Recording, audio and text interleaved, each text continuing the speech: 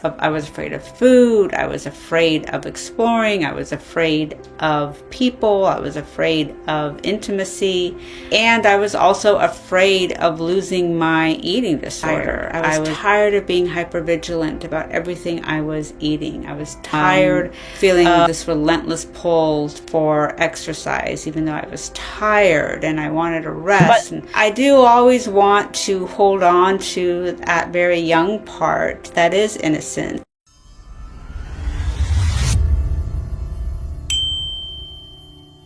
Hello, everyone, and welcome to a new episode of Redesign Your Life Today, the podcast where transformation becomes real, where powerful conversations open hearts, shifts perspectives, and inspire you to step up into the most fulfilled, purposeful version of your life. Today's episode is deeply meaningful because we are diving into a conversation that goes far beyond the surface, but into identity, self-worth, healing, and what it truly means to feel at home in your body. So today, I've got the immense honor and privilege to have a very special guest. This is Dr. Marcella Raimondo. Marcella is a clinical psychologist, an educator, and powerful voice in the space of body liberation, eating disorder recovery, and social justice. Marcella doesn't just teach this work, she lives it. Having recovered from anorexia herself over 20 years ago, she brings a rare depth of compassion, wisdom, and authenticity to everything she does. With decades of experience, leadership roles in major organizations, and a heart fully committed to inclusivity and healing, Marcella is on a mission to transform not just individuals, but entire systems. So, Marcella, again, a very warm welcome to the show. And this was a brief introduction. And for our viewers to know a little more about you and your story, who is Marcella? And what brought her to do what she's doing today? Wow. When I think about like who I am and what brings me, I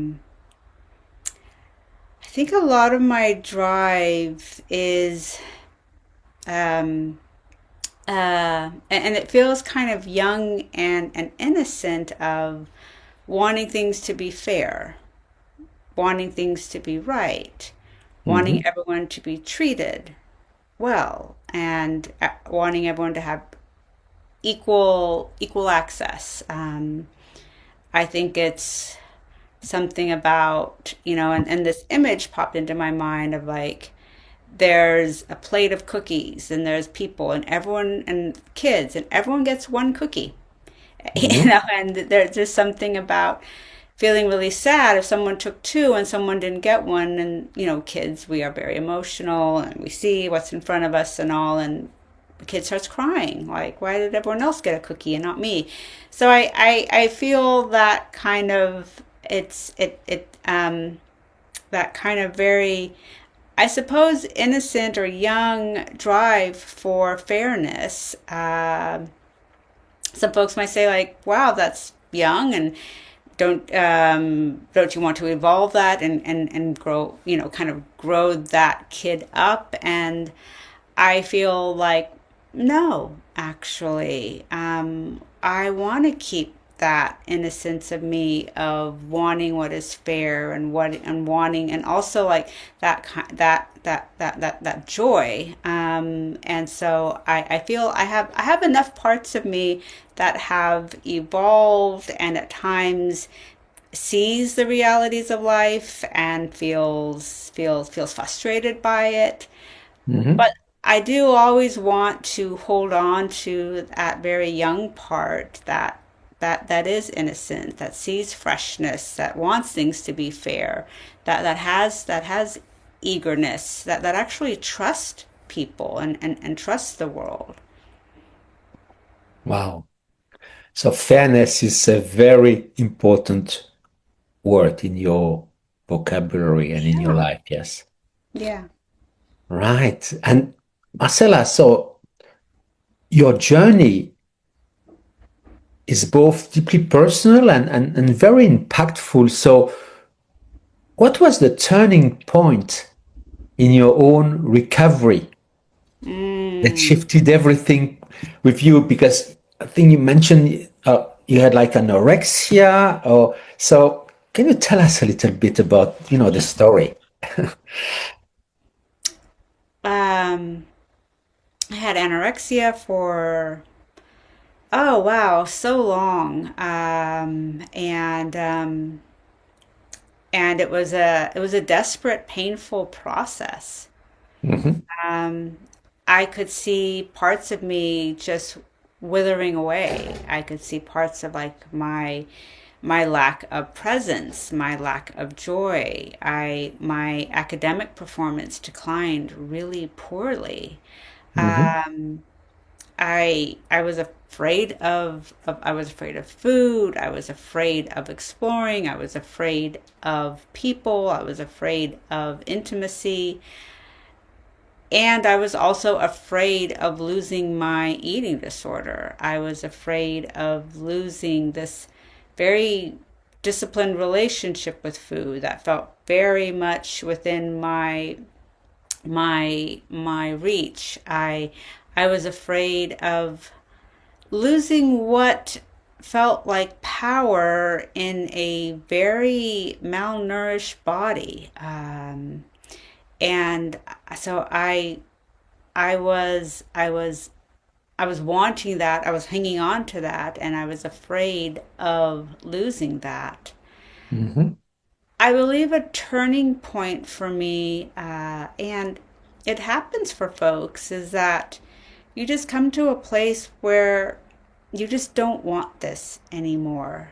And I just didn't want to live in fear anymore. I was tired. I was tired of being hypervigilant about everything I was eating. I was tired of feeling this relentless pull for exercise, even though I was tired and I wanted to rest and wouldn't be nice to sleep in.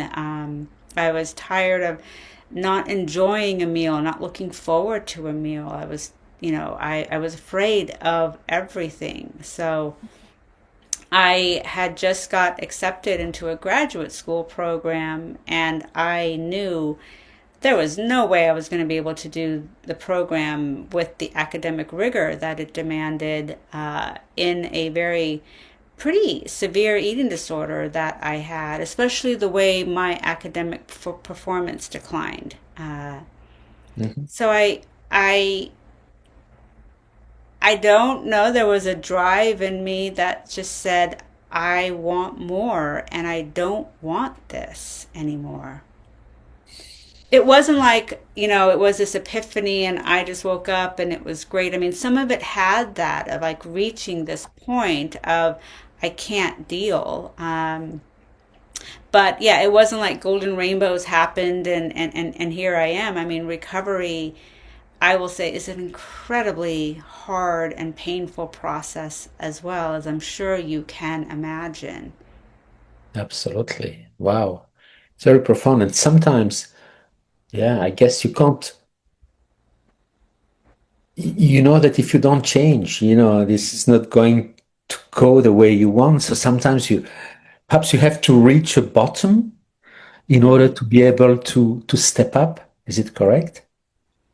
I think I mean, we have that expression rock bottom and for a reason.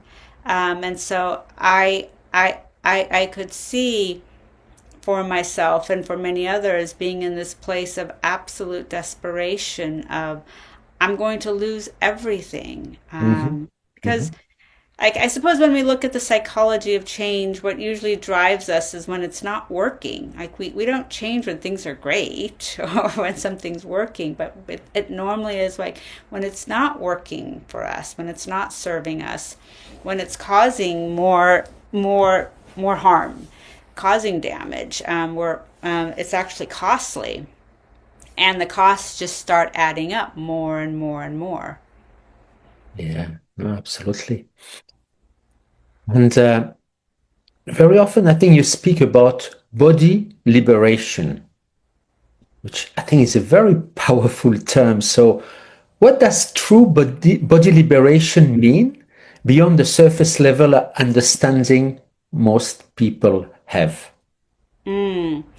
When I think of body liberation, I think of these amazing activists who I've been inspired by. And one in particular, Sonia Renee Taylor, I'll never forget this like image that she talks about in her book, The Body is Not an Apology. And I think it really captures body liberation of that we are born as babies in love with our bodies. Like we're fascinated with our bodies. I mean, there's this one couple of sentences that all of us just start smiling. Like do you like when babies like realize they have toes and they're fascinated by them. They're fascinated by their foot and they put their foot in their mouth. I mean, we love our bodies as babies and we're connected to our bodies. I've seen babies I was with a friend of mine and she was trying to teach her baby how to walk, how to stand. And I saw her baby he was kind of like he was growling. He was like, I can't do this. I'm going to work through it though. And then I saw the body connection. As a martial artist, I was watching his body, like every little muscle from his toe to his calf to his knee to his legs to his hips was like lifting him up. And I was like, Mhm. we pull ourselves up, babies, he rooted and then he lifted himself up. And I was like, that's body connection. And so body liberation is when we when we live in a society, it's not just a person. When we live in a society that really embraces bodies and we help people connect to their bodies, but whatever means, it means to be at home in your body. Whatever it means to live your potential in the totality of who you are in your body. And that means we trust people's connections with their bodies. And we trust when people say, I'm not feeling aligned in my body right now. When we say, what do we need to do to help you get aligned in your body so that way you can have true body liberation. Often people say, "Oh, you're more than just your body. Don't worry about, and as a way to get away from body image." And I also feel like, well, but we also are our bodies too.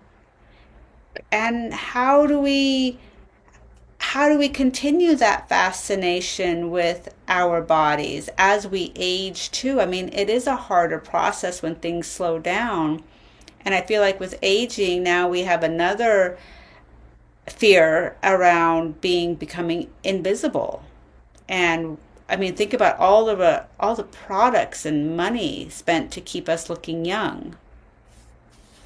So Yeah, like why don't we revere aging and like the wisdom that comes from the lived experience? exactly. Thank you so much for sharing. And it's about as well, yeah, being true to ourselves as well, being authentic and not trying to change nature. Yeah.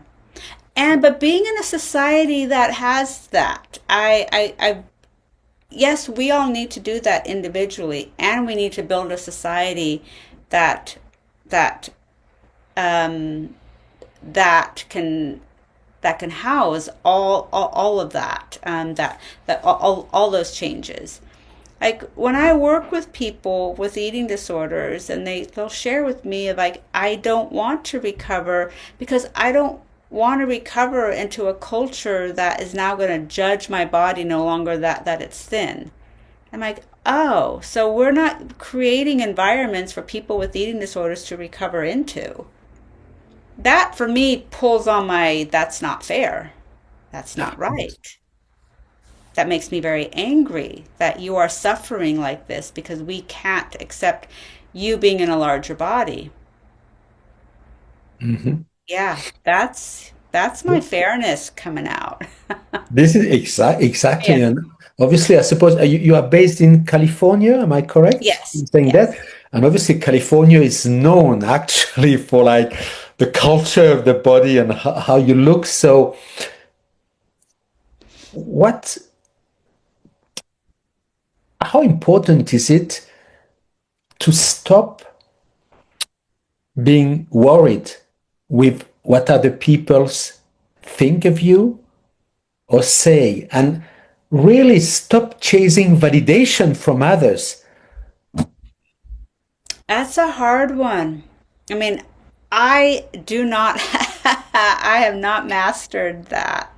Um, I think it's just so many years of pain, family dynamics, society, and how certain folks get treated, certain folks don't.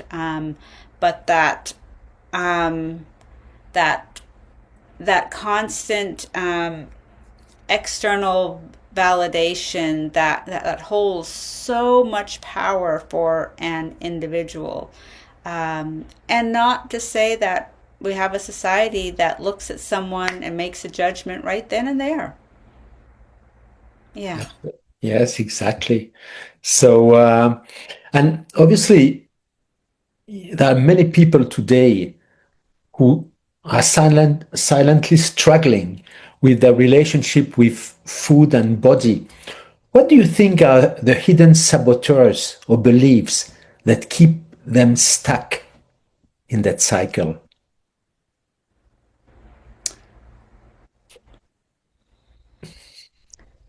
Say that when folks are really or stuck in a Yeah, when they're cycle. struggling, with their relationship with their body, and when they have this, these eating disorders, what's the cause of that? I mean, you mentioned before, for instance, like in your case, it was like being a hyper vigilant, but Mhm.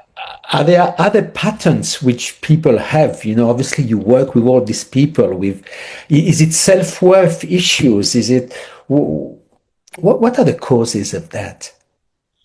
I think what can keep people stuck in an eating disorder is I think many times an eating disorder can mask a lot of pain and a lot of unhealed trauma, and that can be very painful for someone to have to face.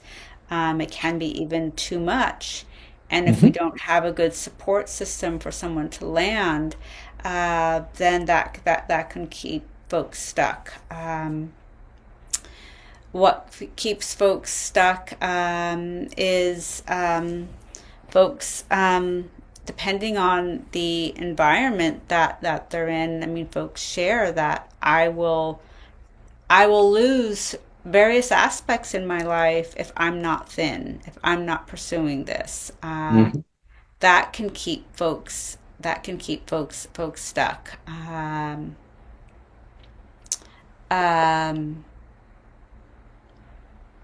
I think there's a lot of what feels like unhealed pain that can keep Okay. folks And really, really stuck. okay, well, thank you for that. And obviously, you changed your life and you are a martial artist. And can you tell us about how practicing and mastering martial arts has a huge impact on your life and how can it help others? Yeah, I do think martial arts is a powerful and tremendous healing agent. And I think when it's done in a way that embraces everyone's personal journey and embraces how people use their bodies as as healing to connect with themselves and to connect with others. I think I think it is incredibly beautiful and incredibly powerful. I also don't think it is easy. I mean, the first time I trained and the first time I actually hit a pad with my hand, I almost started to cry. It felt so foreign in me. It I was 100% afraid of this power delivery that I just did. It was beyond uncomfortable. And I mean, I'm even tearing up thinking about that because I do remember that so vividly. Hmm. And then I'm sure it begs the question, like, but why did you stay then? If that was such a horrible experience for you. And I think I just, in some profound way, I just trusted that process. I knew without having the words and anything to really grasp that this was going to be important for me, that this was going to be life changing for me, that this was going to be a path for me, even though I hadn't, I couldn't believe that at that moment. Hmm. Wow. And how long have you been practicing martial arts, if I may ask? 26 years. Wow. Oh, it's beautiful. It's beautiful. Yeah. Uh, and you know, people say that sometimes you need really to get embrace new habits in your life. You know, for instance, routines every day, morning routines or evening routines. But, you know, could be meditation, journaling, practicing gratitude. How does all this resonate with you and perhaps the way, you know, you interact with the people working with you? How do I interact like with like meditation or with like Yes, which are the practices which you think can really help people, you know, changing? I I think a degree of consistency helps. A degree like what, asking the question, what is your practice? And what and having that degree of consistency. Like my practices, I do meditate every day. Hmm. It's Hmm. not long. It's 15 minutes of just sitting. Um, I also write in my journal. I try to do it daily before I go to bed, and I write things down that that bring me joy, that I'm appreciative of, that I accomplished, that I want to embody. So they're not. It's not even like journal and paragraphs and today's my day. It's just kind of these values and these aspects that I hone in on. Hmm. So that's me personally. I think folks as on a healing journey, and I think finding a practice. Um, I do think consistency helps. I also think folks kind of starting to make note of what you are afraid of, and also trying to think about, and what am I going to do um, to how can I move towards that thing that I am afraid of? Hmm. And how can I do it in a way that sets me up for success? Okay. Wow. But it's very, very deep. And for instance, when somebody comes for the first time to see you, you know, somebody who has like eating disorders and want to change, what does like a first conversation look like? I ask them, I do get details about what they are doing Mhm. behaviorally because I Mhm. need to understand both psychologically and medically. Mhm. Um, and then I ask them to share with me of what is your eating disorder story? Like, how Mhm. old were you?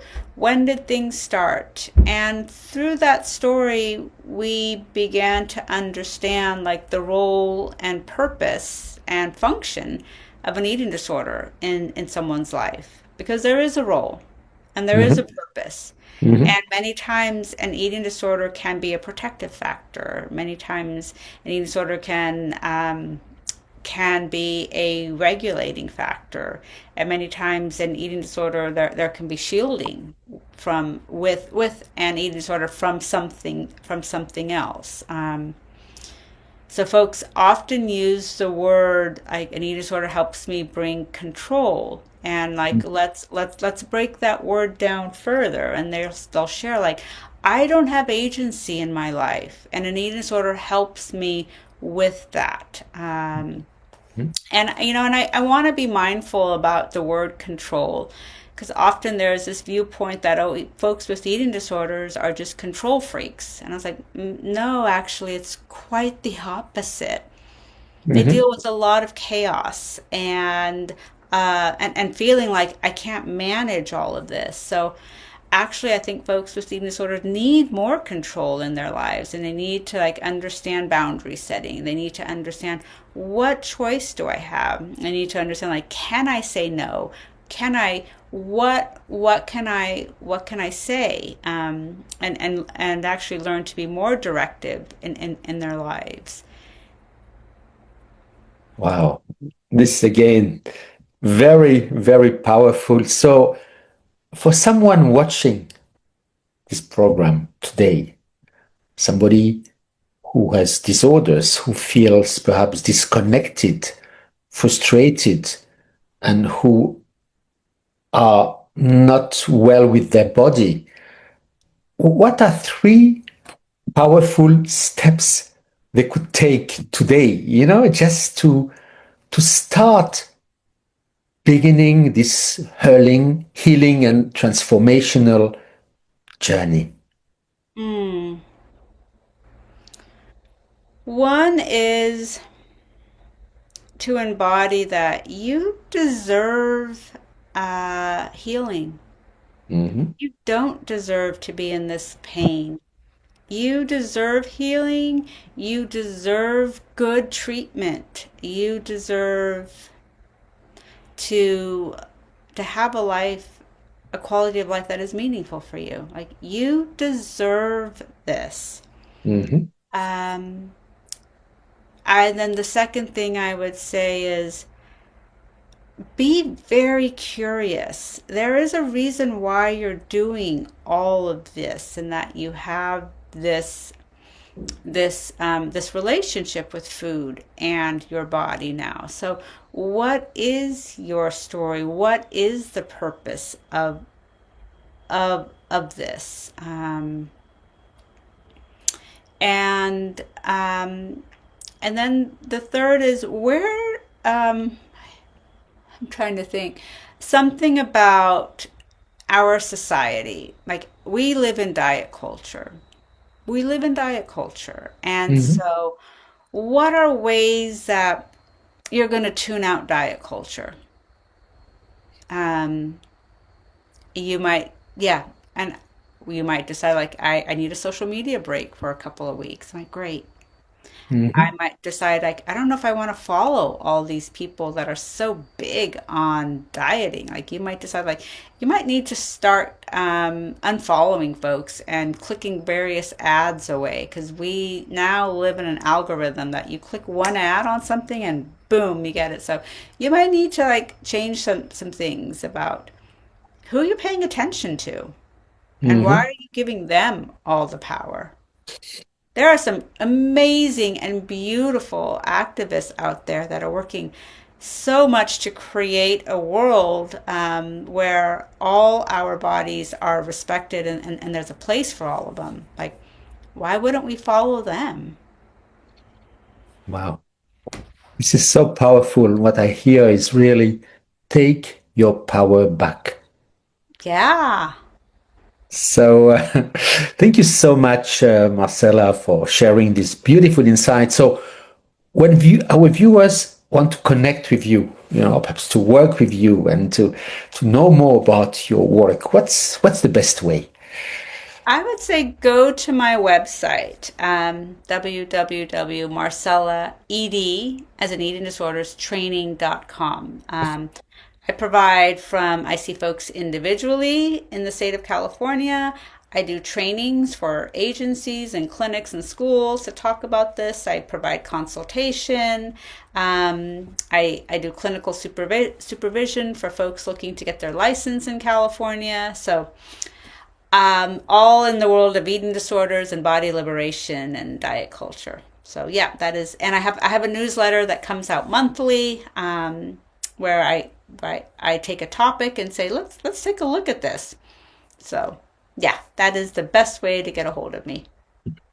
Well, thank you. And see, what a deeply powerful and necessary conversation it has been. Marcella, many thanks for your courage, your vulnerability, and for being such a strong and compassionate voice that for so many people who need to feel seen, heard, and accepted. So, to all our viewers, if this conversation resonated with you, and I know it will be the case for many, don't keep it for yourself. Reach out to Marcella, connect with her work, and most importantly as well, please share this episode with someone who needs to listen to this message. Could be friends, family, others. And because sharing is giving, sharing is loving, sharing is caring. And if you want more conversation that truly transform your lives, make sure, please, to subscribe to this channel, because your transformation starts with one decision, one awareness, and one powerful step forward. Thank you again, Marcella. Thank you, everyone. Yeah. And see you all at the next episode. Bye-bye. Bye.